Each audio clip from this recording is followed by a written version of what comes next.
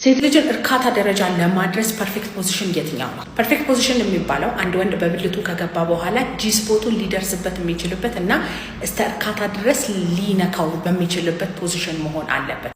ሁለት አሪፍ የሚባሉ ፖዚሽኖች አሉ። አንደኛ እሷ ከላይ ብትሆን ጂ-ስፖቱ የመነካቱ ቻንስ በጣም ከፍተኛ ነው። ስለዚህ እርካታ ደረጃ የመድረሷ ነገር ከፍ ይላል ማለት ነው። ሁለተኛ ደግሞ እሷ ታች ትሁን ከተባለ ደግሞ ከወገቧ ስር ጠጠር ያለ ለስላሳ ያልሆነ ትራስ ታስገቡና ወገቧን ከፍ አድርጎ ጂ-ስፖቱን ከፍ ስለሚያደርግ ብልታችሁን ስታስገቡ ትደርሱበታላችሁ። ጂ-ስፖቱን ልደርሱበት የማትችሉበት ምክንያት ሞስት ፕሮባብሊ የብልት አለመቆም ችግር ሊሆን ይችላል፣ ወይም እናንተ ቶሎ ትጨርሳላችሁ፣ ብልታችሁ ይፈጸፈጻል። የዛኔ ብልት አለመቆም ችግራችሁና ቶሎ መጨረሳችሁን ማሳከም ትችላላችሁ። አግባብ ያለውን ምርመራ አድርገንላችሁ ነርቭ ላይ፣ ሆርሞን ላይ፣ ደም ስር ላይ፣ ጡንቻ ላይ ያለውን ችግር እናስተካክልላችኋለን። በማንኛውም ስንፈተ ወሲብ መታከም ከፈለጋችሁ ባዮ ላይ ባለው ስልክ ቁጥር ደውላችሁ ቀጠሮ ማስያዝ ትችላላችሁ። በሬ ሁል ጊዜ ክፍት ነው። ከቫያግራ የሚሻለው የቱን መድኃኒት እንጠቀም? ቫያግራ ምንድን ነው የሚያደርገው? ከግንኙነት 30 ደቂቃ በፊት ትወስዱታላችሁ። ይገባል። ብልት አካባቢ ያሉትን ደም ስሮች አድርጎ ያሰፋል።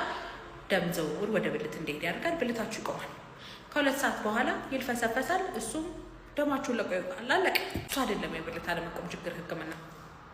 ከስር መሰረቱ ማውጣት፣ የቴስቴስትሮን እጥረት፣ የቫይታሚን ዲ እጥረት፣ የፕሮላክቲን ብዛት፣ የታይሮይድ ሆርሞን እጥረት፣ የጡንቻ መሳሳት፣ የደም ስር መበላሸት፣ የነርቭ መበላሸት፣ ኮሌስትሮል፣ ስኳር፣ ደም ግፊት፣ እነዚህ ነገሮች በሙሉ ለብልት አለመቆም ችግር ምክንያቶች ናቸው።